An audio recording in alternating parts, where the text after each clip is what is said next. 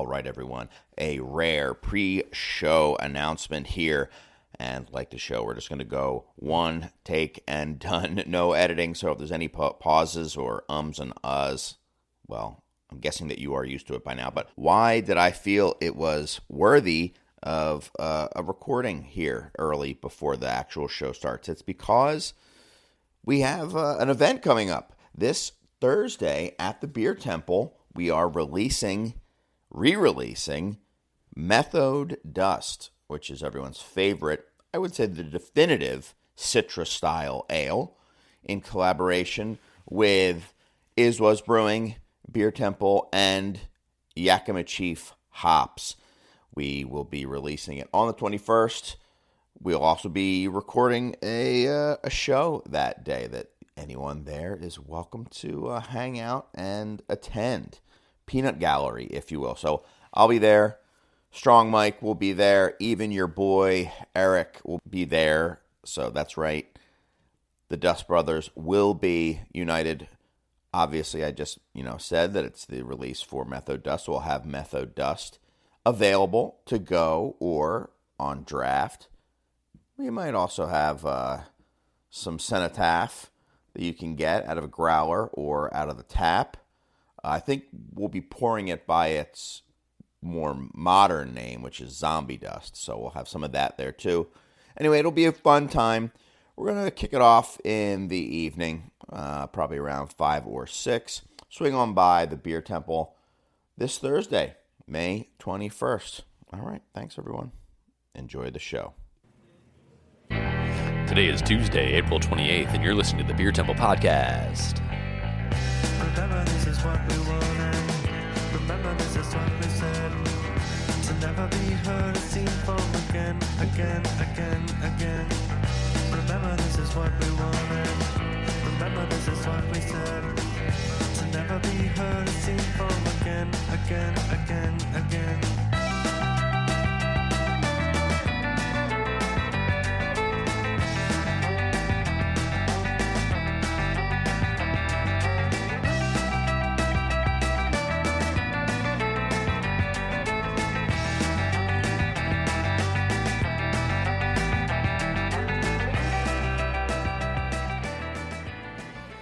Hello and welcome to the Beer Temple Podcast. I'm your co-host, Mike Shalal from Was Brewing. I'm here with your other co-host, Chris Quinn of the Beer Temple. We're not even at Was. I know. I was just looking at the word on my computer. And I was Welcome to Was. How are you, Chris? I'm okay. A little tired, but I'm doing all right. Par for the course. Yeah, had an eventful couple weeks since we've been on here last. Mm-hmm. So, What have you been up to?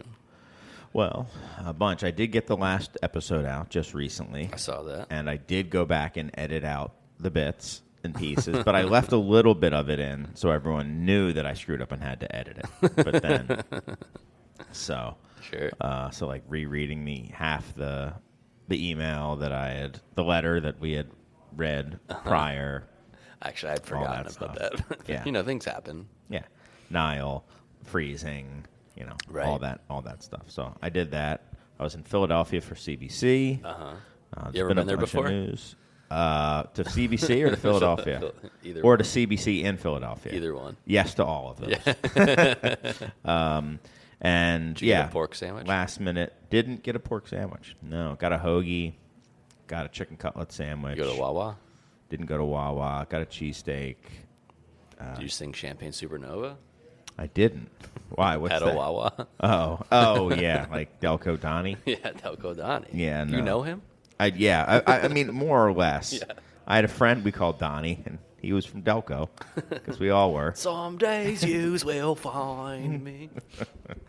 That's an internet character for those of you who are interested. Or a real person. Anyway, but a lot's been going on. What have you been up to? You've been up to a lot as well. Yeah, I've been traveling the world, Chris.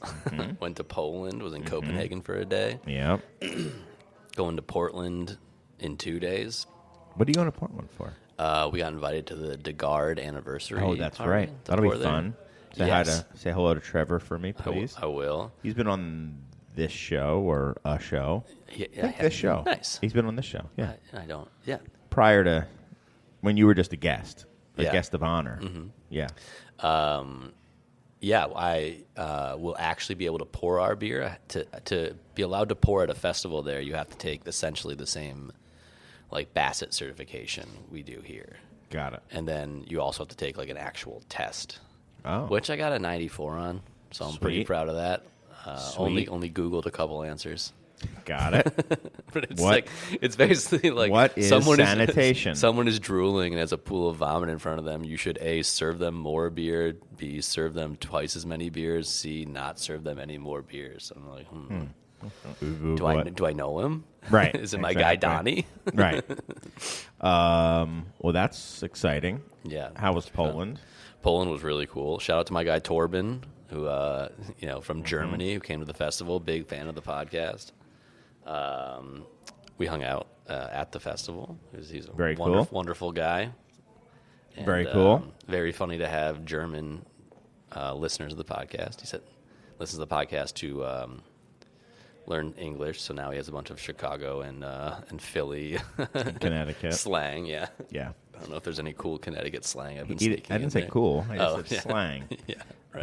Um, My boat shoes. yeah, boat shoes. I don't know, boat shoes. Yeah. My topsiders. Right. Yeah.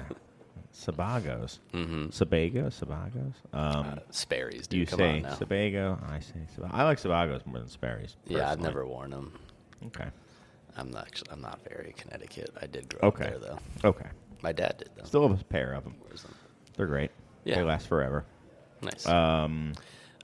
But a lot of cool breweries, a lot of cool beers.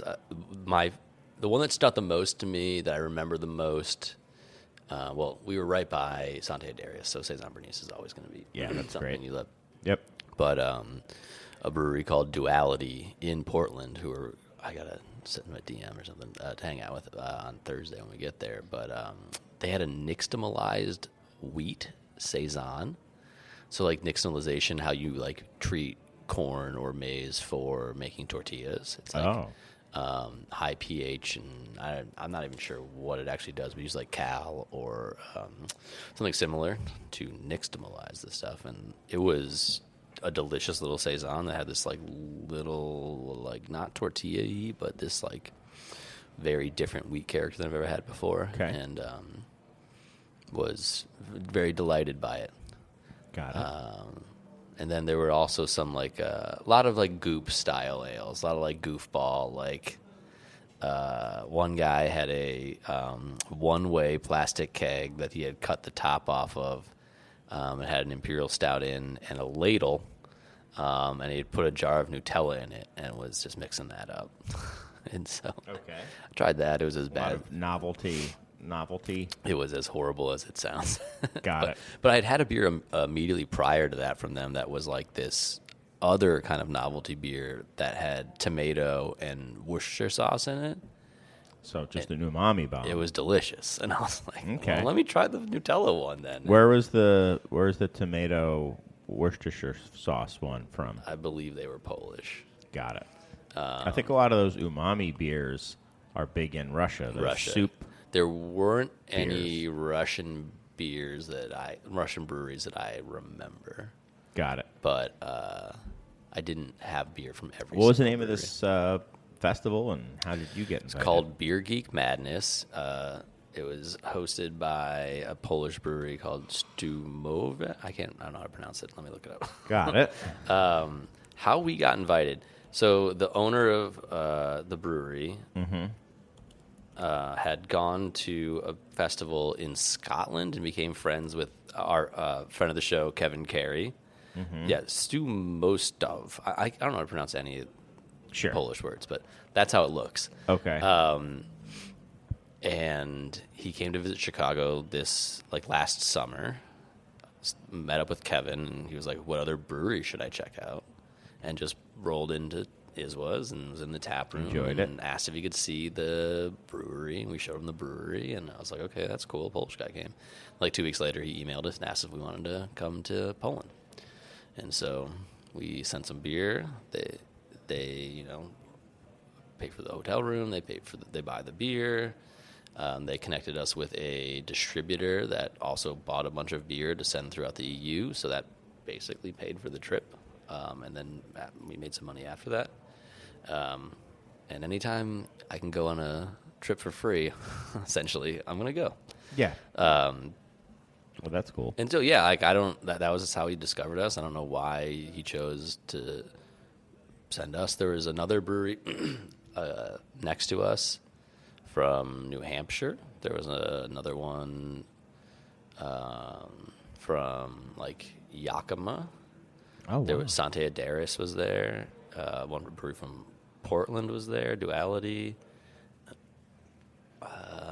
Goose Island was there. So Cool. The distributor there, I found some interesting information. The distributor that like brought most of the beer in for this festival handles just Bourbon County for, I think, most of the EU.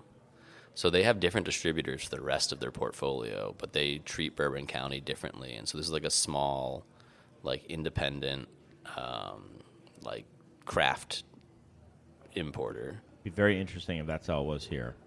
Yeah. I mean, it couldn't be like that. But No. It could be. I guess it just it never. could. It just never is. It could. It would be.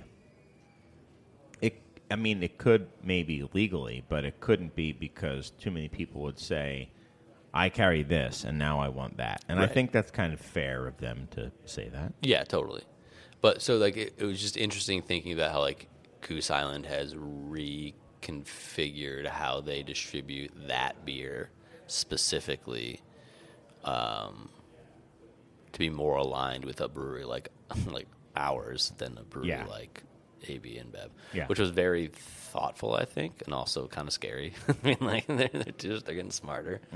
But so like when people came in, there was the host brewery, there was Goose Island with like over the course of the festival, they poured like a 10-year vertical of Bourbon County.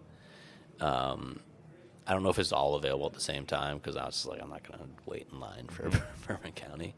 And the Slushy Kings themselves, Omnipollo. 450. Oh, Yeah, no, the actual Slushy Machine Kings. got themselves. it. Got it. And then there was one other like super small lambic producer that had. Did you say hi to the guys on the podium? It wasn't Carl. It wasn't and some- them? Yeah, It it was wasn't. some Okay. very cool representatives that I didn't course. know and did not say hi to. Got it. The first day I went around tasting a bunch of beer, and then the second day I was quite hungover, and so I didn't taste quite as many beers during the festival. But, Got it. Got it. Yeah. Well, that's fun. How long were you there for? We left like Wednesday evening. We landed in Copenhagen and had a 22-hour layover in Copenhagen. How was that? Great. Went to Bruce, went to a bunch of places that I had gone to about like 10 years ago. I went on a trip there.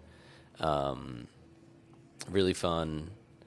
Had some Gammeldansk and some Tuborgs and some Carlsbergs, and then had a bunch of craft beer and stuff. Saw our beer on shelves at a store in Copenhagen, which was very Collecting very dust? fun. No, joking. A little bit, but That is cool. yeah, it was cool to see it. And it was a very cool store with a lot of like our friends' breweries and stuff like that.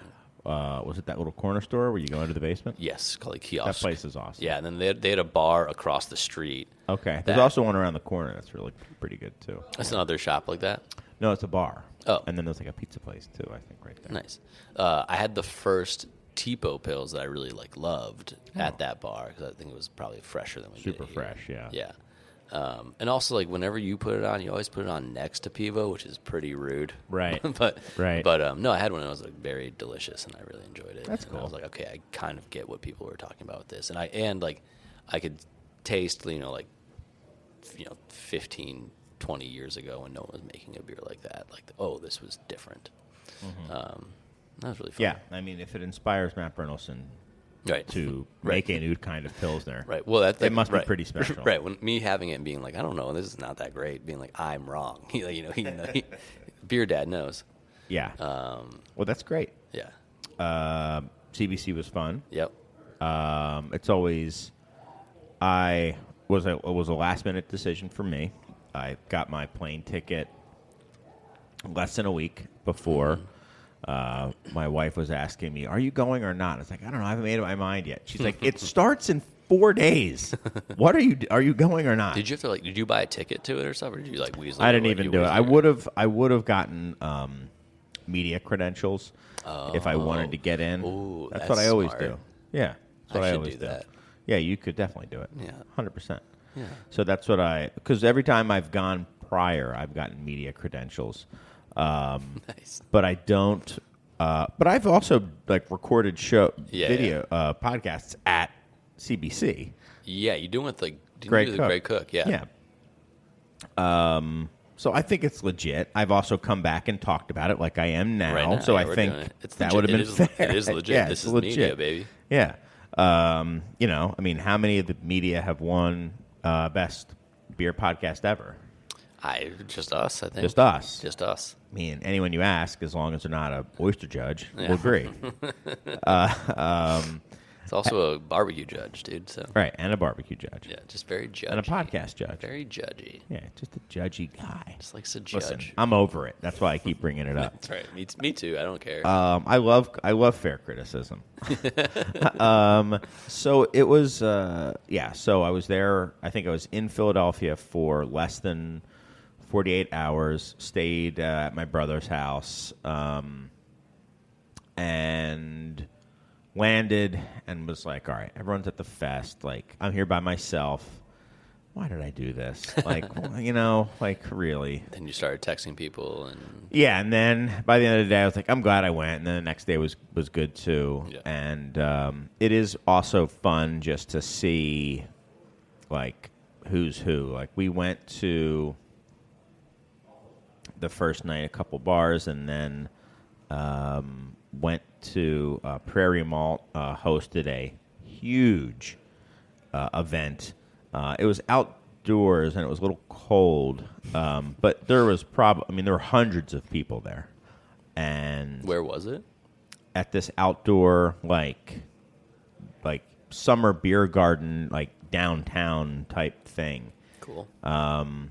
Yeah, expansive, probably as big as the bar part of the beer temple times maybe 3.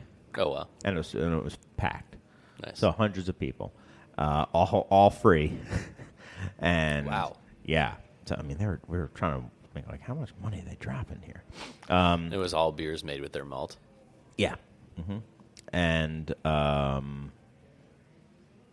yeah, and there was a lot of that stuff. A friend of the show, Eric, had a similar thing for Yakima Chiefs. Yeah, your boy. And you went to the he was out there. He was out there, and he was doing something at Other Half where they did a whole takeover and it was all free and everything like that. And listen to this. Listen to these sneaky little shysters at Other Half. The night before, Friends of the show. They did the same thing for Haas Hops. Whoa. Yeah, dude. That is those little. Come on, dude. They use a lot of hops. They do use a lot of hops. It goes to show that both Haas and Yakima were cool with doing it there. When you're one of the prettiest girls at the dance, you get to. Or when you buy, X millions of dollars worth of hops. Right. They're like, okay, yeah, you can dance with them. I didn't go there. I went to Farson, Maine. They're in a polycule with Haas and I met up with your boy, met up with Hot Take, met up with the Third Eye. Same guy. I met up with Nostra Douglas, I should say. Nice. It's funny, Nostra Douglas, man. People were all coming up to him, and he's there. He's got his consulting thing, and he was on a podcast that was doing a live show. Like a local podcast or a national? No, podcast? the one with John Hall. Steal this beer? No, the other one. Maybe drink beer, think beer. Maybe it was that. It might have been that. It also could not have been a podcast, but he was the moderator, and they had a bunch of different beer writers, innovators. It was about innovation, and it was with the Voodoo Ranger guy. No, we lost that argument. Him, obviously. Him and someone else. That was maybe Sam Adams or something like that. But were they up there being a 23-ounce can? Now that's... Yeah. 7-minute abs. No one's doing that. They were doing the what about Mary? Well, we have bit. 6-minute abs. Yeah. What? No.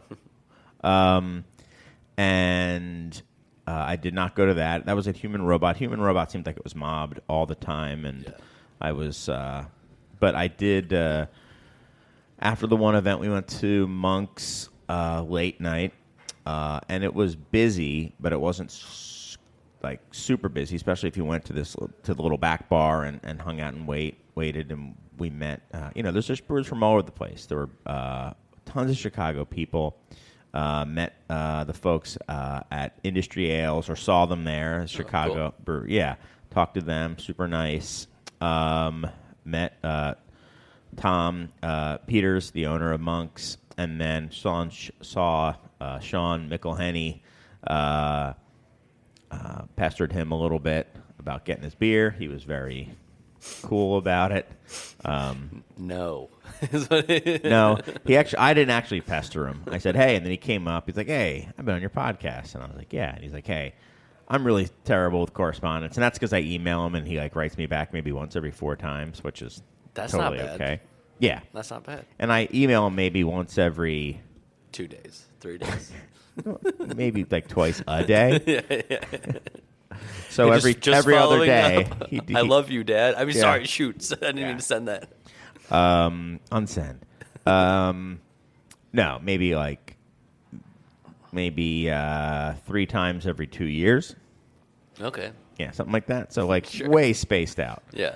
Polyrhythm. That might be, maybe it's, but 3 times every 2 years. And he's like, I'm sorry, I'm just so bad. And I didn't say anything. So he knew he wasn't writing me back. But he's like, but just keep asking me. I was like, I'm not worried. And I said, yeah, I'm. Whether you said it or not, I was going to keep asking. Yeah. That's just how I am. So I think I bumped up by maybe 10% my chances of getting McElhenney beer here, which would be cool. It seems like the odds are 100% it will happen. I don't think so, because I think his father at least was pretty adamant, and like he did not send beer outside of California. Got it. But maybe make an exception. What if you draw a map? We have a 15-year coming up. You're like, listen, between here and here, it's basically just as far as. That's what I'm going to say. We'll put it on a plane. Exactly. Pay for that, dude. He will. No. Listen, all you got to do is fly it first class on Emirates. And get a room with a shower. Exactly. I want a fully reclining chair for your 1/6 Yeah, for a month. Months. Yeah. I'd run a half barrel, I think, if it was getting a first class ticket. If he was buying it, wouldn't he want to at least get it a half barrel? I mean, yeah, for a seat. Come on, it's 160 pounds. Anyway, and then I came out of the bathroom one time, and Garrett Oliver was waiting there, and I was like, "Whoa, all right." Done up, he always gets all dressed up, and the owner of Green Cheek was there, and cool. It was funny that it was all these, beer famous people, right, yeah. Yeah. And it was cool, and then found out it is also cool that a lot of people knew the Beer Temple. So the bartender there was talking to me. He's like, "You were the brewery," because tons of people are going through there. And, yeah. No, shop, Chicago. Okay, what shop? Beer Temple. It's like, oh, yeah, I know Beer Temple. And then told me about an event the next day at Fermentary Form in Philadelphia, which I tried to go to, but they're open 1 day a week. It's really, but they're opening up special. Went there, and holy shit, they were amazing. I was, again, trying to weasel my way in. I wasn't invited, and it's literally down an alley.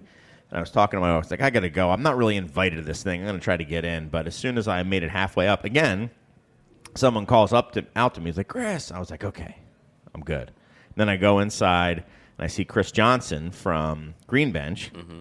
And he was like, yo. He shouts to me, and which is nice. When you've been in the industry long enough that, you see someone from Tampa, and he shouts out to you. And then he was like, you haven't been here? I was like, no. And he was like, dude, get ready. What's their? I only know of them by name. What's the deal? Tiny little place. Reminds me of like, I don't know, like a Belgian kind of. Have you been to Cantillon? Yeah. Okay. So you know how it's like a brewery, and in the front they just kind of like threw a little tasting room there. Mm-hmm. Imagine that scaled down to like 1/10 the scale. So it's like there's a couple barrels and stuff like that, and you see like the clamps and stuff like that, and then there's just like a little bar, and then a couple like pews and some just tables and stuff like that. Bottle list, a couple beers on draft. Their table beer, I think, was the best table beer I've ever had. Nice. They were selling 750s for $12. Great. I just dropped off cans here. Right. Our table beer. Hell yeah. In fact, I remember I didn't bring them back, but I forgot that someone had dropped them off. I have a couple bottles of other stuff of theirs, not the table beer. And we'll take a break and we'll go chill some down and drink it. Awesome. So I talked to the owner there. He also he's like, hey, I used to listen to your show when I listened to podcasts. I don't listen to them anymore. I was like, cool. Nice. Met somebody else there. He's like, oh, I recognize your voice. So it was, people definitely listened to the podcast or listened to that the is podcast. like the target demo, right? I suppose so. But so it's that was all mixed culture, all barrel fermented kind of vibe is what that place is? good. Yeah. Cool. Yeah. I should know more about them. Yeah, very good. Very good stuff. You know what? I hadn't been to Afterthought, but it kind of reminds me of what Afterthought might be. Maybe in quality of the beer, but the environment's different. Or maybe like Afterthought didn't make the beer at the place where they were selling right. it. And this might not be a full-time thing for him. I don't know. Oh, sure. Right. That's When you see something that small, you just immediately start doing the math of like, well, there's only 6 seats in here, so they can't be selling that much beer, So like, and it's something like I think you can like Instagram him and be like, hey, I want to show up, and he'll be like, okay, I'll open up. And then and people walk by and there's like a neon, and you have to look down an alley, and it's a green neon, and if the neon is lit, it's open. So he'll just open sometimes. It reminded me a lot. I went to him. I said, have you been to the Groot Dorst, which is and he was like, of course. And I said, your place reminds me a lot of it. It's a little place in Belgium in a small town, and legendary bar in Belgium. Mark Linsner took me there. I mean, you can just get lambics there, and that you just can't get anywhere else. And they only open, I believe, on Sundays after church, or if there's a funeral. yeah. And it just kind of reminded me of that kind of vibe. And he wasn't surprised when I was like, yeah, this kind of reminds me of it. He was like, okay, yeah, I kind of get that. And we talked about, different Belgian or French little tap rooms that we'd been to, and that it was inspired. And he had pews, he had stuffed animal heads, he had So he's stealing your stees. and he had bar mats as decoration. I was like, you and I have a similar aesthetic. Yeah. So that was fun. So that's all the news of where we've been. Yours is probably more exciting, but mine was pretty good. I went farther, but it seems like you had a great time too. Yeah, I did, and it's nice. It's fun hanging out with the Take. He was really taking in the scene, the culture, and it was nice. Always nice to get a hoagie. So I've never been to a CBC. I just I get it. But it's just not something where I'm like, why? Why? Like, it's Sure. not. It's just not. I think for you, it would make sense to like go and then maybe like reach out to Fermentary Forum and be like, hey, why don't I come to your place one night and we'll both have Sure. this thing and have a whole bunch of people in, and then you'll have like industry people coming in. Why? I don't know. Yeah, I mean, is it worthwhile? Probably not. I mean, that sounds great, but I'd rather just like go and meet that person when it's not crazy, you know, like Yeah, but both are fun. totally, You know. sure. Oh, listen to this flex. I'm standing there with Doug at this outdoor thing. We're talking to Tim Faith, who we have to have him on the show. I mean, that guy We've is been so interesting. Talking about it, we've been threatening to have him on the show for a long time. And Matt Tanaka was there, also a friend of the show. And, yeah, Matt had invited Doug to that thing because... The Prairie Malt thing. Yes, because I think Omega was also part of it, and Stout had done some stuff for Omega. And I literally just was a barnacle. And then my brother was a barnacle of a barnacle. So we were just like, well, we're coming too. And nobody really cared. And... but who's like, oh, Doug, and walks over to Doug and starts talking to him. But who could it be? At a CBC, Brewers Association event. Don Bixel. No. That's not a flex. Rob Todd. No. Sam Calgione. A Doug flex, not a Don Bixel flex. I'll give you one more guess. The guy who owns Spindrift. Bart Watson. Bart Watson. Yeah. So Bart Watson comes up. I was like, Bart Watson walks up to you? You're supposed to walk up to Bart Watson. Knows Doug's by first name. And Did he call him Nostra Douglas? He did. No, we didn't. Doug introduced him to me, and we talked for a little while, and pretty like forthcoming with stats about attendance and this versus last year, and it sounds like this year was way up from last year. I think Indianapolis didn't do so hot. Shocking that people would rather go to Philadelphia than Indianapolis. But No also offense, like how they Indianapolis, can they look at how many breweries are within a 3-mile drive of where it is and how they decide where to put them, and they have to do one on the West Coast every once in a while. Sure. And someone, asking about Chicago. Somebody was asking about Chicago, and he says it's iffy. He says the convention center is too expensive. Yeah. And he says people say like People they actually want to come to Chicago. Right. And use the convention center. They can do what it is was. Right. They can do what it is. Bart, I got you, dude. And just how big they need it to be. It can't be in too small of a town, but it also he says like people say they want to do it in like New York or L.A. He's like, but they really don't. It'll be so expensive. Too much Hassle. Hotel rooms are really expensive. That would be New York. And he says L.A. would be expensive. And he says just how spread out it is, it would be really weird. Right. The vibe would be hard to... I mean, I guess that could probably be a problem here, too, to be honest, how far the convention center is from... Sure. Like any of the breweries. Right. That's true. But you weren't like walking from you didn't even go to the convention center. You were just there to vibe. I was just vibing. Yeah, you were vibing. I was vibing with the hot take. Yeah. And Buster. Yeah. Buster McDust. I mean, I didn't get to see the guys from Forest and Maine. I think the guy from Machine House was maybe there.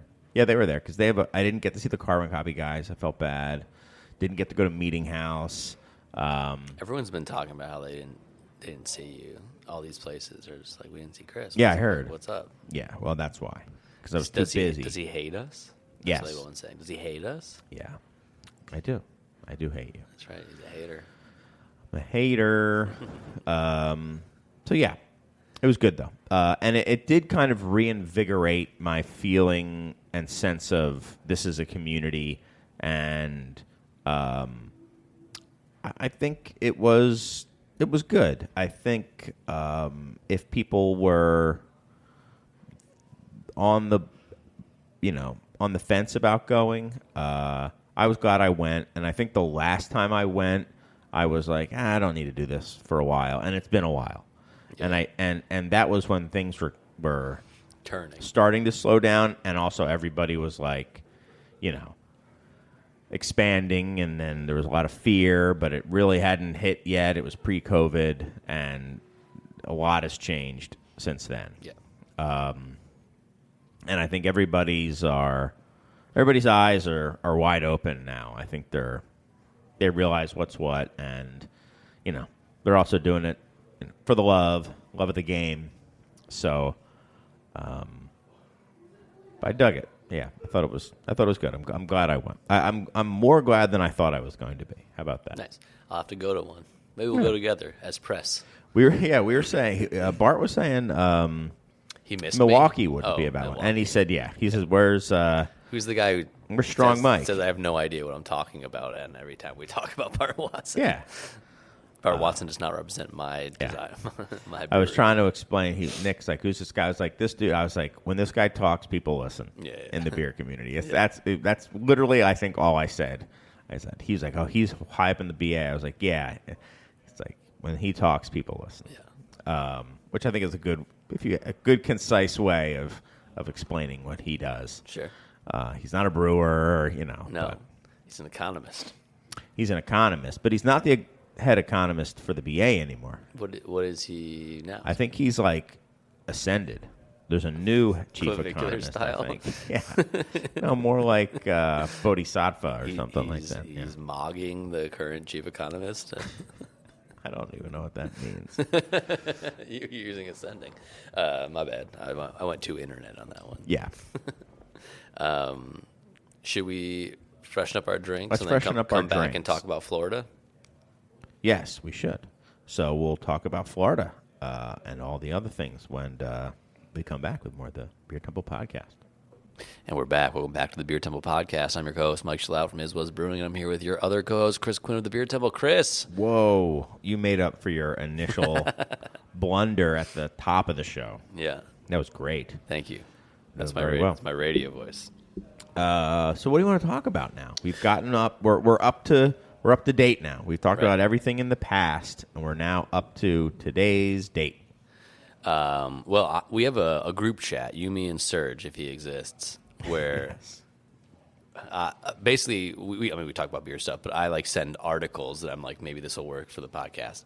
And there was one recently about a brewery in Florida, Oh yeah. Angry Chair, Yes. being up for sale. Yes.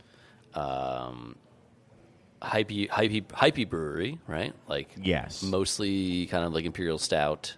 Yes. They also make some lagers and stuff. I think they had a half pipe in their brewery for a while. But I think it was for sale. They, the business, they don't own the building. But it was $1.3 million. Oh, I thought it was $3 million. $3 million. $3 million. Yeah, so maybe it was 1.3 in rent. $25K per month in rent. In rent, yes. It's a lot. That's a lot of Ks. A lot of Ks. You don't want 3. Yeah. That's the worst amount of Ks. But that's 25 is a bad amount of Ks as well. Yeah. That's also seems very, very expensive for what should be mostly warehouse, right? I mean, that's maybe it's a huge building. Maybe it's maybe it's huge building in prime Tampa. Yeah, but if a good chunk of your Whatever. business is operating as a tap room, you would like your rent to be 10%. Nothing. 10% of your revenue. Yeah. Gross revenue, right? Yeah. That's kind of the rule of thumb for an operation like this. Okay. I don't know. You're the one that actually. Oh, I thought you meant as a tap room. as a as a bar restaurant tap As room. a bar restaurant, but I'm also a liquor store. Right. My coming up with my break-even analysis is way more Tell me, complex yeah. than it needs to be. But yeah, I think we're okay then. In Yeah. that case. But anyway, so yeah, that was on our group chat. I sent that to the group chat. I saw it on Beer Reddit, and then I sent it to the group chat. I was watching this morning, and the owner of a different Tampa area, St. Pete, technically, but they're like Cycle. twin cities, Yeah, right? yeah. The owner of Cycle was talking about that. Which I thought they had closed. Not that I'm Yeah. it was isn't Bill Murray dead or something like Right. that, but they had announced they were closing. And Cycle they're the ones who also do stouts. Are they the ones who do Monday, Tuesday, Wednesday? Is that their brewery? I'm not a big stout guy anymore. That sounds correct. Which is funny. But I've never So been you cut your teeth on stouts. Never been a big stout guy. Only 5'6", but yes, I believe that's their like kind of core. Yeah. Monday. Yeah. Mm-hmm. But both of these are very confusing breweries to me. Where like breweries are, in my head, of a place, and their beers typically reflect being of that place. Not like all the way into like a scratch. Like maybe it is of the place though. Maybe that's Florida right, man. but it's so hot. Wakefield. Though. Like, Wakefield started that though, right? Wasn't he? No, well, I guess no. Cigar City. Cigar City was Hunapoo. no. Hunapoo started I'm that. going to push back a little because Cigar City has High Lie. They Sure. had White Oak. They had the brown ale, the cigar brown or whatever it was called. But they didn't build days around those things. You know, like Hunapoo. Like Sure, but the but culture of Dark seeking, Lord. I mean, yeah, maybe not nationally, but, but in that part of Florida, Wakefield was all about super sours, super IPAs, super stouts. Like those are the three things we do. sure. And I think Cigar City was a relatively well-rounded brewery, Right, but who had a Hunapoo day. I would say that like all of that thick, sweet stout culture has its primordial ooze in Hunapoo. Probably. I think Wakefield started or was at Cigar City briefly. I think that he was definitely the leader of the next wave of Right. those Florida breweries, and I think the template that still exists for many of them. Totally, of like make these kind of like hypier things that people like clamor for and want to trade and Yes. will pay $30 a bottle for or something like that. And we're like nationally coveted by a certain group of beer, like craft beer enthusiasts. Yeah. Anyway, the Angry Chair was announced, and then the owner of Cycle had a post that I think came out maybe yesterday, but I saw it today. And I asked you to watch before the show. Mm-hmm. And what do you think about what he was saying? Or would you like me to go first? Would you summarize what he was saying? And then we can So take- he was take a saying, break. like, oh, man, it was just him sitting in a chair, and he was like, oh, Angry Chair's closing. And he was bummed out. He was sad. He was like... They're not closing, they're selling. Selling is for sale. And he was like, if I could glean this from him, he was like existentially sad, kind of. Yeah, totally. And Something about the world that he believed is untrue because of the things that and what he happened was to him saying, and his friends right? last He's year. like, making great beer isn't enough. It's not enough just to make great beer. And he's saying, tell me another industry where it doesn't matter how good your product is, right. or He was if your specifically product is saying great. the quality of the beer doesn't matter. Yes. Was like something he kept repeating. Right. It doesn't matter. It doesn't matter that you make great beer. It doesn't matter that you make great beer. And, I put out a response video, or not a response video. I put out a video of my thoughts of it because I watched the whole thing. In response to it. Yeah.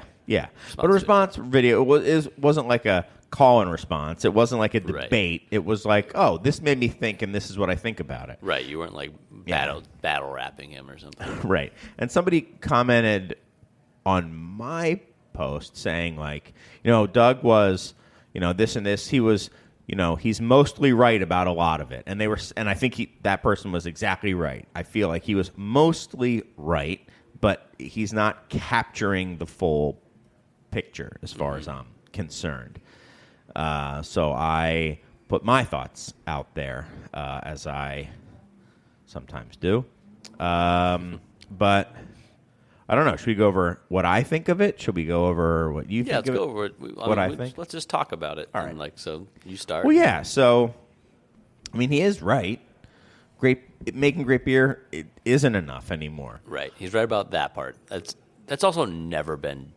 There's been the period of time where Right. just making great beer worked for your entire business. Yeah. Was a very, very short period of time And for a very, very small amount of people. And this is an important part, making a very, very specific type of beer. Right. Let's say you were making the best amber ales for the past 10 years. The best amber ales that have ever been friggin' brewed. You think people are just going to travel and trade for them? No. So it's like, there was this moment where there's these styles that were, they had this own little weird economy and hobby culture around them. People would collect them and trade them. They were like Pokemon cards, or like baseball cards. Like, oh, I got to get the Cycle 25 Monday, and They're collectibles. Or Tuesday, yeah. They're consumable, but they're collectibles, right? Right. And he's obviously kind of feeling some heat, I would imagine. It felt like. Well, I'm going to get the Google this. I'm almost certain they announced that they were closing last year. Okay. So he's definitely feeling it. Maybe they are closing. I don't know. Maybe they're closed. Maybe it's him. He mentions in the video that they have a tap room or they have a bottle shop. Right. And yeah, he had the other day like how much he loved a beer that he made and stuff like that. Yeah, it's, you make great adjunct stouts. You make great stout. Yeah, you make great barrel-aged stout. A year ago, they announced that they would be closing. So I don't know what happened in that interim period, but whatever. Yeah. Maybe he was having an episode. And I think that there is a certain level of, I don't want to use words that are going to get people angry at me, but it's almost like entitled is the word, but it's like such a charged word right now. We're not talking about like Nepo baby entitlement, but like the idea that because you make something that you think is the highest level product, that you don't have to deal with the economic reality of what it is. Yeah, right. That's it, and that people should find you and buy your stuff as a result. That's a symptom of our culture, I think. And also that it was unique to beer. I don't think that's true. And in fact, I think you could, because he was saying, name another industry where making something great is irrelevant, doesn't matter, is what he was saying. Now, one, I don't think that's a fair statement to make. And two, I would say every industry. Like, you have to make something great, but you also have to live within other realities as well. Like, you can make the greatest airplane in the world, but it has to be, but you can't take 100 years to make it, and it can't cost $80 trillion. Right. Well, also, I think this is more akin to something like clothing, right? Where there's like all different levels of clothing, where there's just like stuff you need to buy because you need a T-shirt. There's haute couture. And what he's asserting is that, like, the quality of the thing doesn't matter, but I only make haute couture and I'm out of fashion, is what kind of, like, what it felt like to me. Or, like, I only make these, like, art pieces or these, like, very, very specific things that were very highly sought after in 2016. But I don't want to make jeans, and I don't want to make even just like high-end pants. I make these things, and and that doesn't matter anymore. It doesn't matter that my couture doesn't. Like, I make those duck boots, those water duck boots that were so hot in the 80s, and now, like, they're not really, nobody wants them anymore. They've moved on to something different. And then it's like looking only clothes, like the only thing, you're in the garment industry, the only thing He's putting his hands over his mouth to sound like a tunnel right now. It's like tunnel vision for my eyes. This is over my mouth. Okay. But, like, the idea is, like, you can only see that, like, beer is only duck boots. Right, but beer is clothes, like beverages, I guess, are clothes or whatever. You make whatever the metaphor is, but, like, there's a broad range of these things. And just because you make the best version of one of the things doesn't mean you're forever going to be able to have a business. And what like when And also, when you showed it yeah. to me, like the thing that like my reaction was Yeah, like, what was your reaction? I'm sick of people that run breweries in 2026 pretending like they don't exist in like the capitalist system we exist in, right? That you don't have to run like he was complaining about like only things that are going to exist are successful businesses that also make beer. It's like, duh. That's the only things that continue to exist in systems at all, like are successful versions of it, right? So like if you're saying you make the best quality thing, but people don't value that thing, then you don't want to have a business.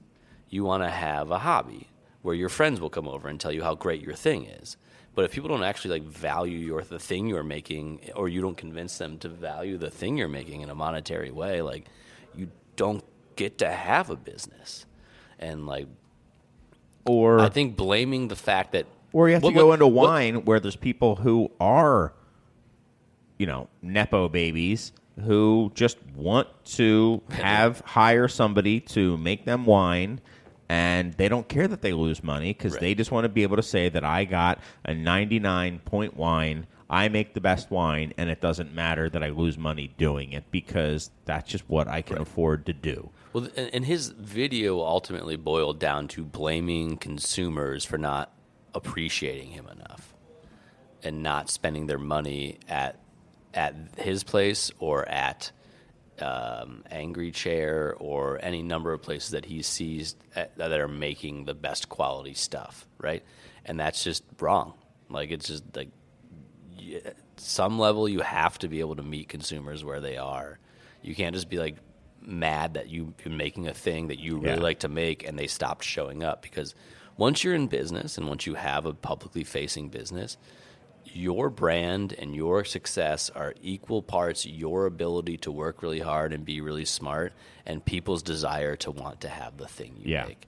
And so like you want to have a relationship with those people where like they will continue to come back, and maybe like, I don't know, maybe he has some great customers or whatever. I'm not trying to say he doesn't have a great relationship with his customers, but like clearly at some point he got upset because people weren't buying enough of the stuff that he was making, and at least the way he was making it. And it was, I don't know, the video was very raw. So, I mean, maybe if he had like time to edit it, wouldn't come out quite the same way. But most of the feed seemed to be like him doing these types of videos. Right. And I was reading the comments, and there was a lot of people, talking about like, oh, all people want now is hazy, 9 pound per barrel hops and stuff like that. And I'm looking Is that at what's that. happening in Florida? It's like, what world are you living in? And then I on my post, it's funny. Maybe it's just we're all in our little echo chambers, but like Zach Rotello of Olympic Tavern commented on it, and he made a great one. He was like, this happening. He's like, or maybe you're in the Florida sun and people realize they don't want all this sugary sweet stuff. Right. And instead they want a Pilsner. He's like, look at Green Bench. Shout out to Chris Johnson, who I saw at Fermentary Forum.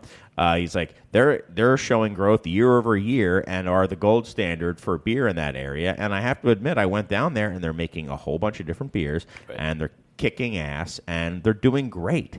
I hope they're doing great. They appear to be doing great. Right. That was also one of his points where you don't always know. You never know. Yeah. But they're expanding.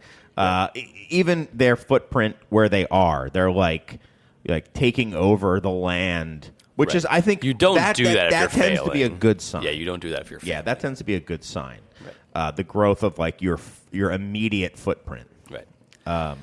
Yeah, and I mean, like, I've said many times, like, I'm very happy that like the brewery that I started for myself wasn't in that era where like it seemed like it was possible to do one very specific kind of myopic thing and have like an elite kind of business doing it. Like, obviously I do something very specific and very driven by what I believe in, but I want people to drink as much of the beer as possible. Like, we're putting it in cans, we're pricing it in ways where I think people can buy it regularly. Like, and maybe there's stuff about his business we don't know, or stuff about either their businesses we don't know, and we only see the hyped up stuff. But I don't know. Do you think that you're in being in craft beer that the quality of the product doesn't matter is a very weird and very kind of Very specific and viewpoint. I mean, And it's hard to come across somebody more jaded than me. It's copium. It's like I know I made great beer, but something happened with my business or with the business of these guys I like, and like, it can't be because like we didn't make beer people wanted. We made great beer. And Maybe it's copium. I mean, I have a feeling that like, you know, God forbid something happened to either of our businesses, just the people we are. I know that we would do the right thing and totally crush ourselves mentally and blame ourselves. That's right. Yeah. There it's is no my other, fault. What's the other way? It could be, you know, a global catastrophe could have happened, and it still would be my fault that I didn't make it happen. I paid See, Republic Services too much for garbage removal. Our parents raised us right. That's right. It's all your fault. Yeah. Yeah, it's. It just was whiny and like. Old and myopic. It just felt very like out of touch with what's actually happening in beer. Well, right someone now. who like, you know, who saw lines around the corner, saw we make this beer and we make crap loads of money from this batch. We're going to make this special beer, bang. And we're going to make another special beer, bang. We're going to do 7 of them, one for every day of the week. But, you know, these 2 of them, of those 7, are going to be even more hyper. I don't know this, but I am guessing. Yeah. You know, and, you know, because, like, you know, Thursday and Sunday, like, those are the ones that everyone goes bananas for because they have bananas in them. And nice Thai bananas. People love those. Exactly. And those are harder to sell now. I mean, we have Cycle beers, or had at least, I think we still do, on our shelf. And they sat there, and then people have come up to me and said, it's crazy that that stuff is sitting here now. And I was like, yeah, I mean, we didn't make a big deal of it when it came in, and some people buy it. I wonder if it's also people, like a lot of breweries who believe that because they're very, you know, sought after in their own market or in the trade market, right? They send beers to other locations, through distributors. There's like, well, we normally charge X for it, so we're going to charge that to the distributor. So by the time it gets here, it's like $35 a bottle or something. Well, I saw, I mean, so, you know, when there's people that you follow who've liked it, they kind of show up first, and it was like, also like by side project. And I was like, well, I mean, I can see some similarities, like super hypey. Not to say that Side Project doesn't make amazing beer. Sure. They do make amazing beer. But, you know, like, things are changing. And I would say, you know, Side Project is further down the curve than Cycle is. In the good direction. The curve of what? Of like, I'd say diversified portfolio and diversified portfolio, and like further down the Uber hype rabbit hole. I think they're like, I don't know. I think there's very few things that are as hyped as that. As Cycle.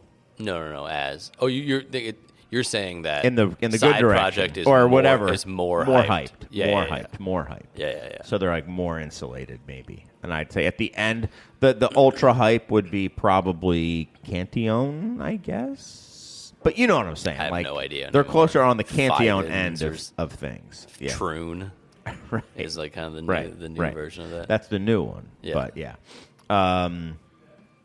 So yeah. So there you are. And that's just not. I was just like, that's just not how it is, man. Like, I used to love getting a beer in and knowing all I needed to do was buy that beer, and then I made a lot of money. Bourbon County used to be that. Yeah. Bourbon County was like amazing at that. And hey, you know what? The beers that they're putting out now are very good beers still. Yeah. Should have tried them in Poland. Yeah. A chance. But yeah, I think the way I put it in my video was like, he's of the Field of Dreams mentality. It's like, if you brew it, they will come. Mm-hmm. And it's just that's not the case, man.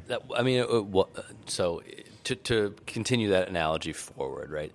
I've been to the literal Field of Dreams in Dyersville, Iowa, and they were running it as like a tourist attraction for a while. And they were playing baseball games there. But it's on 4 families' properties, and one of them has decided that the revenue from the tourist attraction is not worth it. So all of left field is corn again. So like it's like the analogy of this being like, if you brew it, they will come, or if you build it, they will come. Well, like people came for a little bit, and then that family's like, we're gonna make more money selling like an acre of corn than having this like preserved left field. So they can't play games there anymore. So I know they played the Field of Dreams game there, but they got them to clear it out. And Melville got them to clear it out. But when I was there was corn growing in left field. So. Which is whatever. But it's like the idea that, like, yes, if you build it, they will come. But, like, that movie's from, like, 1989, dude. Like, it's 2026, where, like, people come and then they're like, okay, fine. Now we're going to move on to the next thing. Right. And your brewery is from, 2016. Right. And if you brew it, they will come. Yeah. And I was pretty proud of myself. On the fly, I was like, this is more like an Alex Rodriguez thing where it's like, I don't know the exact quote, but it's like, hard work doesn't ensure success, but if you don't work hard, it ensures failure. Yeah. And it's like, that's kind of beer now. And that's not entirely a perfect analogy, but it kind of gets to the heart of it. Like, you can work your ass off, but you also have to be savvy to the market as well. Right. You have to have good beer. You have to have a good business plan. You have to execute it well. Right. And I added that you also have to get lucky. I really do think luck. You have to have some luck, for sure. I really think people who don't factor luck into it, for example, the cycle guy, like, you hit this at the, like, you of all people, like, you of anyone, not like you singularly, but you and that finite timing. few. Yeah. Is like, you guys hit the lottery for that stuff, man. Right. Just like, how many people tried to be Cycle, and I think it's hubris to think. A year or two early or a year or two too late. And it's hubris to think that it was all skill. Right. Because if you... Or that it was all the quality of your beer, right? Exactly. That's kind of what I was getting at. Yeah. Like, if you did that all blind tasting, like, that's why blind tasting's amazing. Right. Like, blind taste everything, man. Sure. Is Cycle going to come out on top? Maybe. Yeah, Let's see. Yeah. Let's see. And if it does, then great. Then we fuck us, right? Sorry. Not fuck us. Not fuck us. Like, good for you. But, like,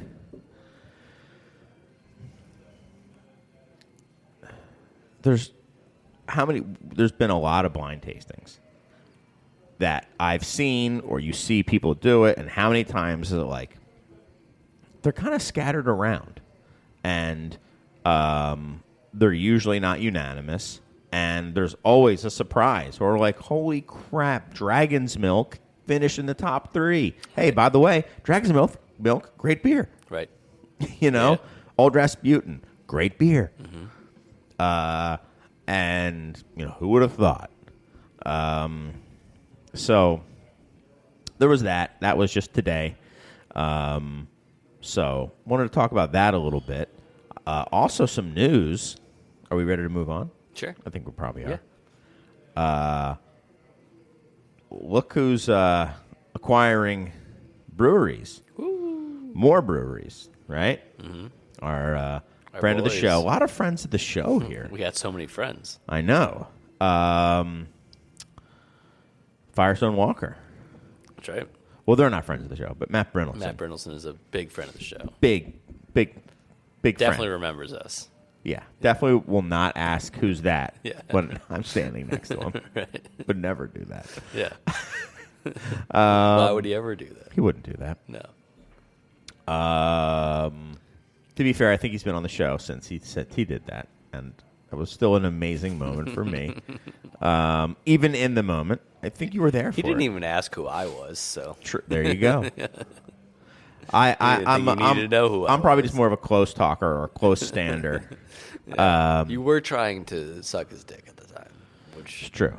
He didn't stop me. He just wanted to know who I he was. just wanted to know who you were. Yeah. So, yeah, they bought Stone, from Sapporo. Yep. So more of these brands, just brands, buying brands. Passing hands. So out of San Diego, I up think to Paso. I think this definitely is a point for my point that was like they're probably needing to hit some sort of volume number, and they're doing it through acquisition. Where they didn't have organic growth or whatever it is, because they're huge, but whatever. But that they need to hit some sort of number for some sort of not sunset or something, because they're not in a private equity situation. Right, it's but a family-owned. I'm sure. Well, family-owned, I'm quote sure unquote. Yeah, right. Family of MBAs on the, but I think they're acquiring volumes in affordable places, Right. and there is maybe the hope that they can do a better job with Stone than Sapporo did. Which they probably can. They probably can, but But here's the question I have. And I want to have Doug on. Doug and I have been talking about having just like a one-on-one conversation. I know he often listens to the show. cool. I think when you're out of town. Cool. Yeah, thanks, guys. No, I get it. No. Yeah. We were talking, whatever. I'm out of town next I'm week. not even Should I going get him on next week? Yeah, it might be. For real. I'll have to listen to that episode and you guys talking shit about me. That's what it's going to be. We'll probably FaceTime you and Bitch clown sesh you. about Mike. What if we FaceTime you? No, that's when we live on air. It'll be the first live show we've done in a long time, and we'll fire you on air. From a job I don't get paid for? Exactly. Okay. You're fired. That's all about the humiliation. It'll be live streamed on Humiliation Twitch. ritual. Yeah. Cool. That would actually be pretty funny. Yeah. Well, he put out a post or something about it saying, like, it might be a better fit than you may think, or something like that I took as like as positive. Again, it's like he's really pro this, I think it sounds like. I don't want to put words in his mouth, but we'll find out maybe. I'm sure he would say he's pro the right fit. He's pro the I right don't know if he's necessarily pro acquisition. just brands changing hands for the sake of brands changing hands. Yeah. I mean, at this point. But I think the argument makes sense that Firestone Walker probably has a better idea of what Stone's value is and how to present it to a market than Sapporo did. I would say, to me, Stone has next to zero value for me now. Yeah.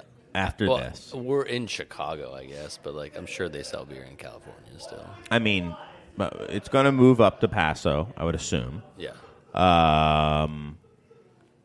And it has next to no value to me. Similar to like what Trumer, Ballast has. And I think Trumer, the Stone acquisition gives Trumer less value to me now than before the acquisition. Yeah, because it's less likely they're buying It's it to be like a just- good steward of a Northern California brand, and It's more just likely a brand. because it's just they needed volume. Right. And, if Trumer's still great, it's not that I don't like Firestone Walker, but, like, Trumer, as I know it, as I consider it, is ending very, very, very soon. I'm sure what we're getting is still, I'm sure that maybe they're still making it there. I don't know. I would guess they probably are. I mean, it'd be pretty But soon. what you're getting in here Trumer, right now? yeah. I mean, they've got to still Yeah. be making it in Berkeley. Well, I would right? imagine what we have in the pipeline that you're getting is still from Berkeley. Yeah. It'd be crazy if they switched over that fast. You're right. But it's going away, and it'll be. I mean, is Pappy still Pappy now that it's Buffalo Trace and not Stitzel Weller? I don't know. I can't afford it. But you know what I'm saying? Like when Pappy went from Stitzel to Buffalo Trace, was it still Pappy?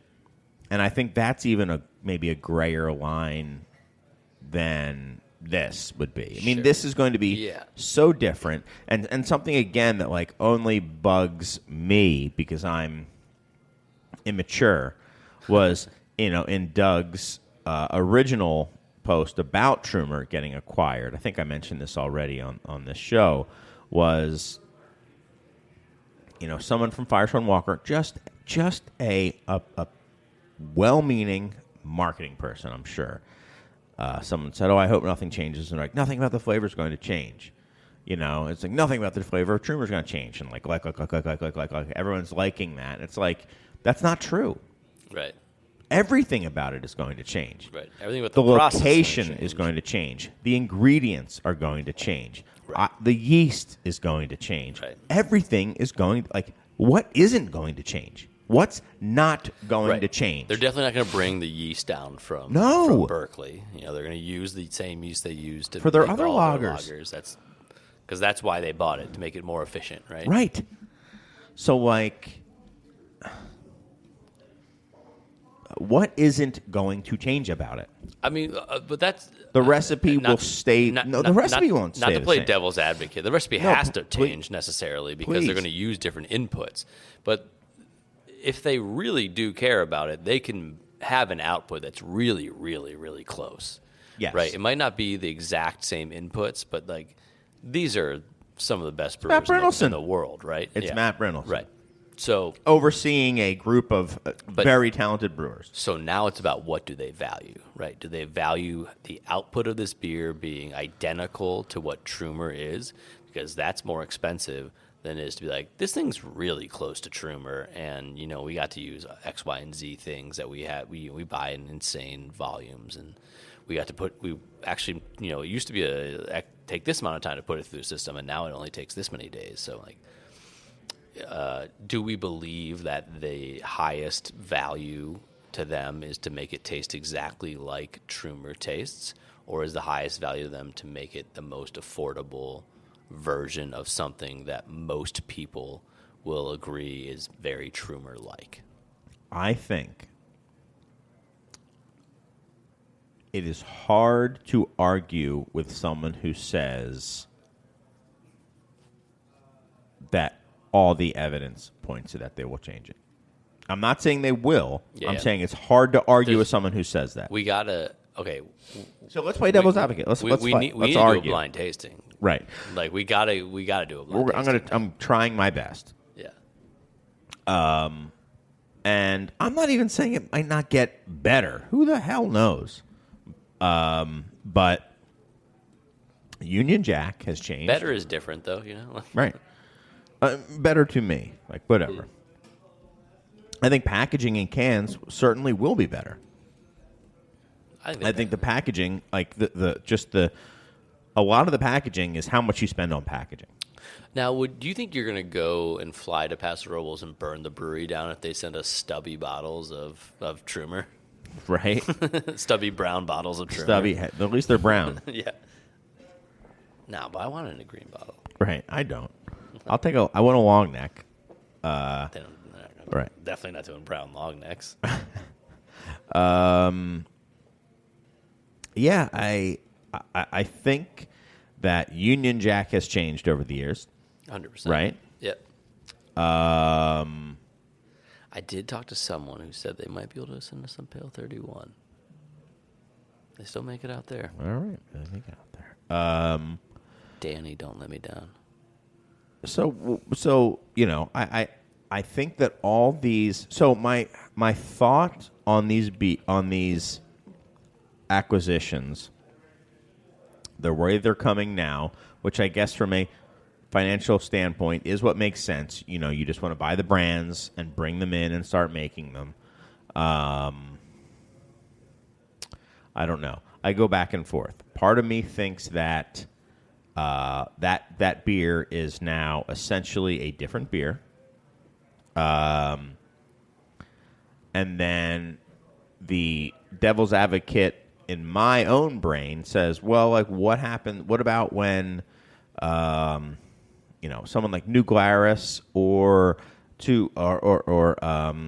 Bell's, before the buyout, had that huge expansion and they went to new facilities, And they had to change everything, not the ingredients, but they had to change everything because they were on new systems. And those beers changed. They had to change. And then they dialed them back in, and now what we think of as Two Hearted is what they make.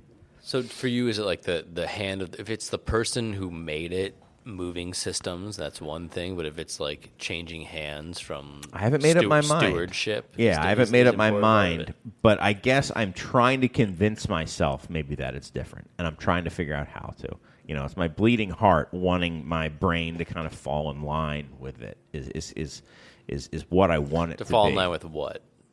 With what's it? With Dan Carey expanding that Moon Man pre-post expansion is still Moon Man in a different way than if New Glarus sold to Firestone Walker and it started getting made in Paso, that is still Moon Man. Right. I think it's a curve. You know, it isn't like a finite chop. I think there's a curve. Well, but there are points on curves where things are the same and things aren't the same.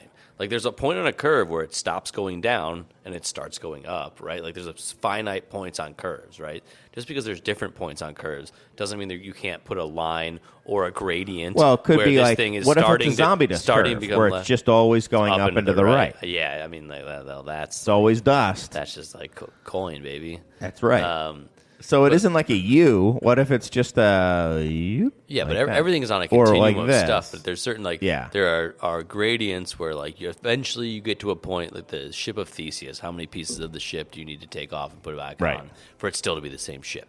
But like it moves and this is something beer, the flavor of beer, the emotional perception of beer is something that you can. Is much like the Supreme Court said about pornography. You know it when you see it. You'll taste it, and you'll be like, that is the same, or that isn't the same, and that's all there is to it. Like it, and maybe they'll dial it in over time, but it's also hard to come back from it being like, this was very different. And right. So, I mean, is Bourbon County still Bourbon County?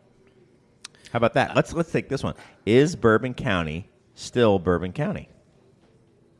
It's before and post buyout. Right? I mean... And is 312 still 312? I mean... I would say Bourbon County still is Bourbon County, and 312 isn't 312. I would say 312 is not 312 at all. Right, and Goose IPA certainly isn't still Goose IPA. Really exists at all. It's just neon beer hugs now. Right, but like we talk about a world-class IPA that is just... it's one of the biggest fall-offs, I think. Gold medal or silver medal from World Beer Cup the year before it got sold. Right. And it just doesn't exist anymore. Honkers is good, though. Honkers is still good. But they had to kill it and bring it back, so we were like, oh, it's gone. But I had a 312 at a concert recently, and I was like, this is a bad beer. Those beers aren't being made in Chicago anymore. Right, Baldwin's Honkers is. But the whole thing they're doing is like they have to send it to Chicago to do a taste panel and pass the taste panel. But like those are like little like steps down the line where like long ago anyone who was like, no, it doesn't taste the same, probably is not working at the company anymore. So everyone who's like now doing the taste panels is probably accurate in what they're saying, that this is the same beer that we brewed last time. Can we role play? Sure. For real. Okay. Yeah. You are... I'll get my nurse's outfit on. Yeah. Put your nurse's outfit on. I'm the doctor. I'm on. Yeah, it's on. No. So, but like, don't be... totally just jokey about this, okay? Yeah. So, like, you are Goose Island, and you are someone who has been around for a while, and you know 312, maybe you used to brew it, right? And I'm the person from Denver or St. Louis or wherever it's getting made right now, and I'll say, here's the latest sample for you to, just approve. Here it is. That's Taste not how it it. happens, though, right? It's like it supposedly happens blind, and like Okay, it's so not, it's, like, all right, it's not all like right. you're pressuring me to. So do let's it. say you are the representative giving the feedback of the panel, right? How about that? Okay, so how did the panel go for 312? And you say no, not good. Okay, well we just brewed 500 barrels of it, so we're going to put it out there, and we'll work on it next time. Like, do you think that's I don't think that's how they work, though. I choose to believe that they would dump? Yeah. No. When they were No dialing, way, when they were man. dialing in the first one. when they were dialing in the first one. Yeah, and it's death by 1,000 cuts, right? Where like it's say there's a range of acceptability, right? And they start pulling ingredients out, and I'd say even then. or substituting cheaper ingredients, and it starts falling on the lower end of the range of acceptability. Okay, that's great. And now we've established a new, and that's in the range of good. We're working. And then now we just keep establishing a lower and lower range of acceptability, or like the median keeps moving down and down slowly. Oh, I think that happens too. I think probably both happened. Yeah. We'll work on it, and we'll bring it back up to spec. You know, and then the other one was like, well, that was the one that was back, that almost was in spec. I think both of them could happen, theoretically. You think they'll dump? I think they would dump. Like if All they right. missed something, there's something that missed spec, like they would dump it. I think. Okay, but, cool. I could be naive. No. I mean, I think you would know better than I. I believe that they would actually do that. I don't think they Yeah. just like they wouldn't put it out as 312. They would be like, now this is another thing that we put juice in or something. Sure. Chris, do good things still happen? No, prove me wrong. I can prove you wrong. Remember when we talked not long ago about a fake article about how a crypto bro was going to sell Tornado coin, buy Tornado and sell Tornado coin? Right, and wanted to have like 500 of them all over the country, or 50 of them, or something like that. Yeah. And we're like, is there a worse possible outcome? Well, there is a much better outcome where someone who apparently is a 30-year resident of San Francisco and a regular of the bar will be buying Tornado. That's great. And I think mostly keeping it the same, maybe making the bathrooms smell worse, it says. Oh, good. Which is very authentic to who they are. I think a little bit. Hopefully it works out. That's great. Yeah, that's great. It's encouraging, and hopefully they breathe some new life into that place, and they crack some whips, and feel like the weird thing would be like, hey, I'm a regular. Now I'm your boss, and you know what? You've always kind of sucked. You're fired. I mean, they are known for surly service. It's true. It is true. There's a fine line of when you take over a place like that. Like, do you try to change stuff like that, or is it literally just like, well, I technically am on the hook now for the financial outcome of this place? Right. I mean, we had a very beloved, but also by some behated, surly bartender, pretty famously here. Whatever do you mean? Ryan. I'm of course. And he knows that, Yeah. he still comes in, Yeah. and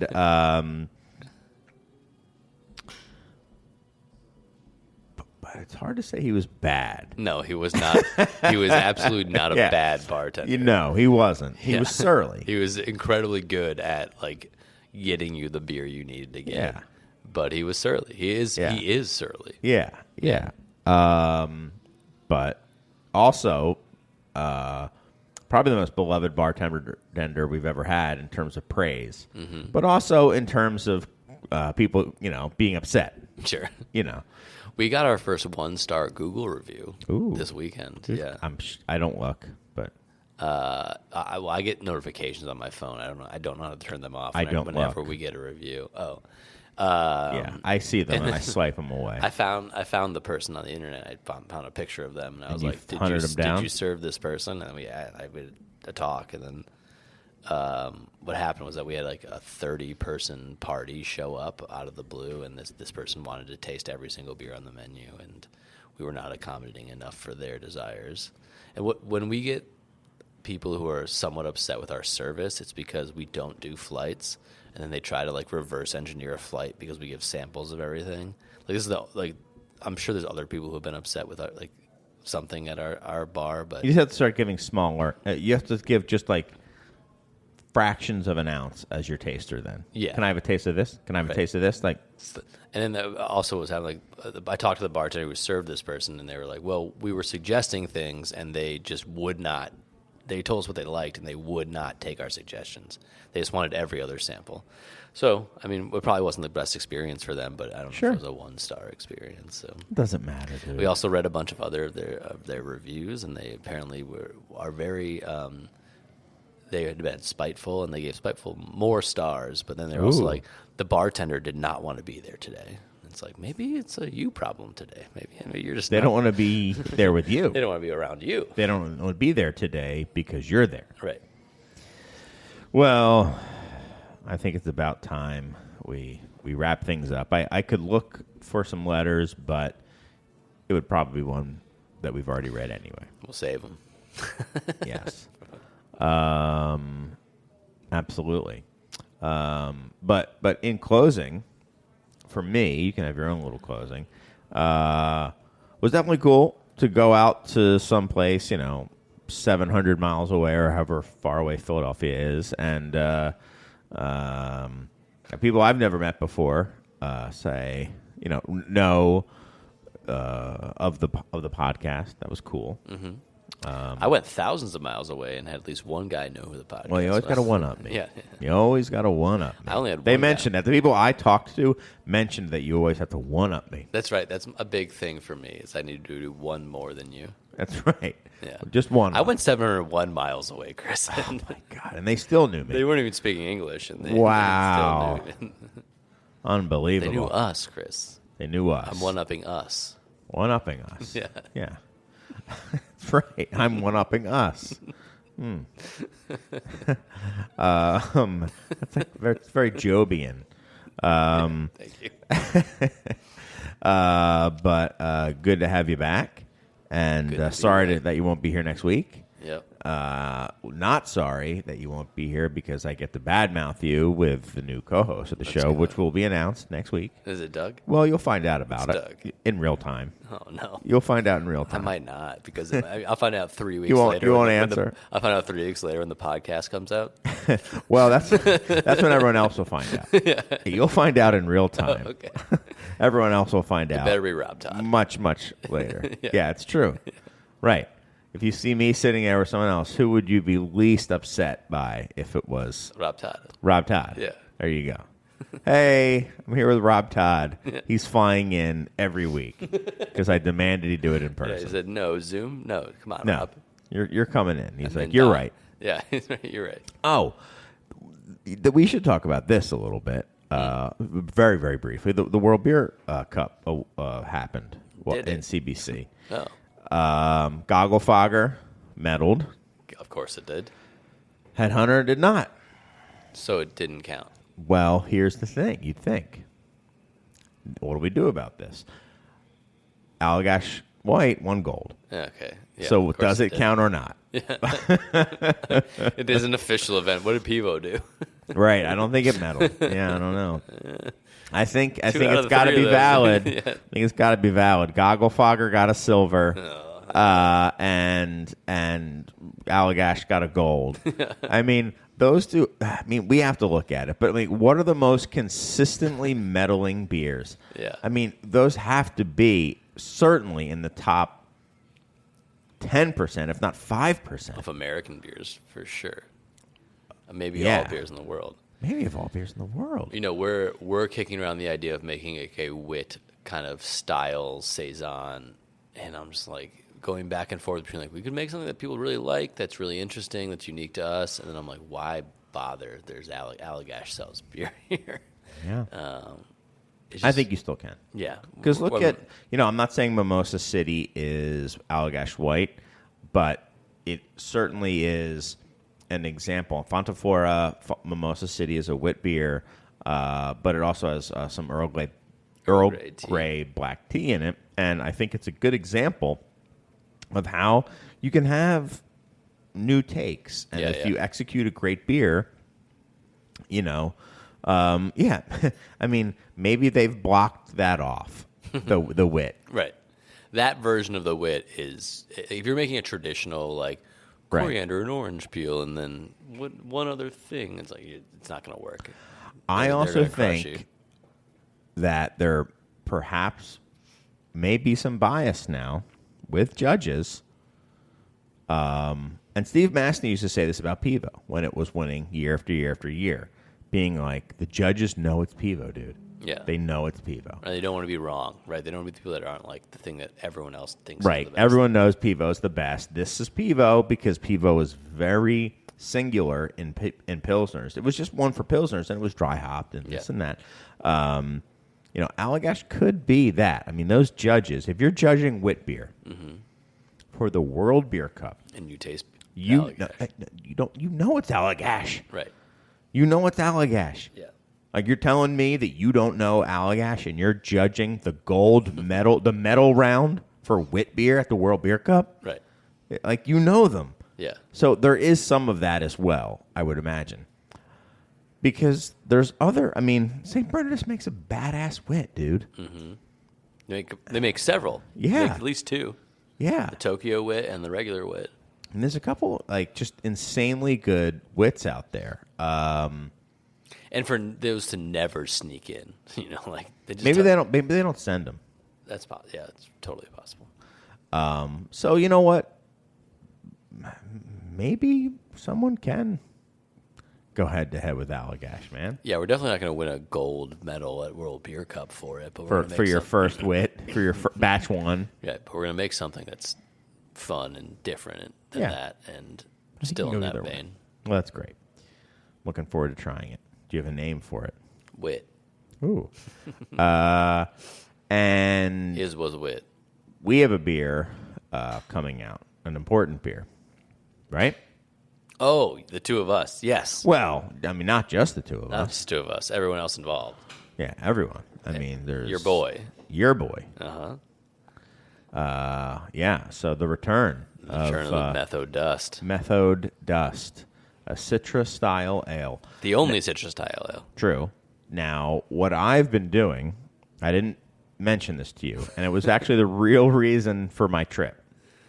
I was petitioning, lobbying, and that's also why I saw Bart Watson, to have Citra Style Ale added to the GABF and World Beer Cup awards going forward. I'm going to be so disappointed if you didn't actually even mention it to him. This is why I can't go to CBC, because I can't Right. I can't not tell him he has to be in. Citra Style Ale. No medals awarded. No. Yeah. One entry. There was one entry. No medals awarded. So no, it is going to be there. My sources say there's a good chance. Lots of people are talking about Citra Style Ale being added to the World Beer Cup awards. We got to get our boy to sponsor it. Yeah, we do. That category. Sponsored by ya boy, Yakima Chief Hops. I would like people out there to know that the lot of Citra we got to brew this beer is I emailed them and I said I want to buy also a rebrew. I want to buy some I want to buy some Citra, and then they said, do you have like specifics about the Citra you want? And you said, yes, I do. And I said, I have very specific things about the Citra I want. I want the thing that's the most like what they choose for zombie dust. And then Eric said, we got you, boy. And sent an actual lot number to the person that I'm supposed to be ordering hops from, because I just texted Eric. Yeah. So if it's not exactly like the hops you have in zombie dust, you know who to blame now. Yeah, ya boy. Your boy. So it's a Citra Style Ale, and it's coming out.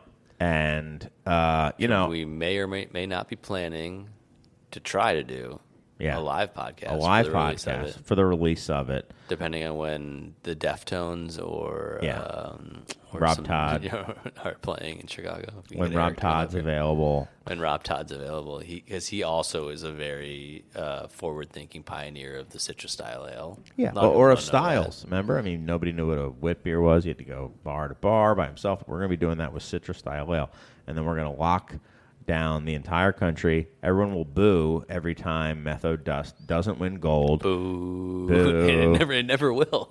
There'll be a lot of booing. Yeah.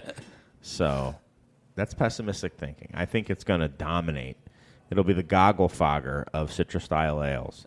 Hell yeah. And do we do a? Well, all right. We've said enough about that. No, what was that? It was about merch. Are we going to make more merch? We can make shirts. Someone walked in wearing or koozies. Someone walked in wearing the shirt to the tap room. Nice. And I'm talking to him. I'm like, you weren't even 21 when that beer came out. How do you have the shirt? And it was his dad's shirt. Amazing. Then we hired him. And we hired him. I'm not joking. Right. He had applied for a A job. Citra Style and we Ale. hired him. I saw a woman here wearing it one time, and I was like, that's an amazing shirt.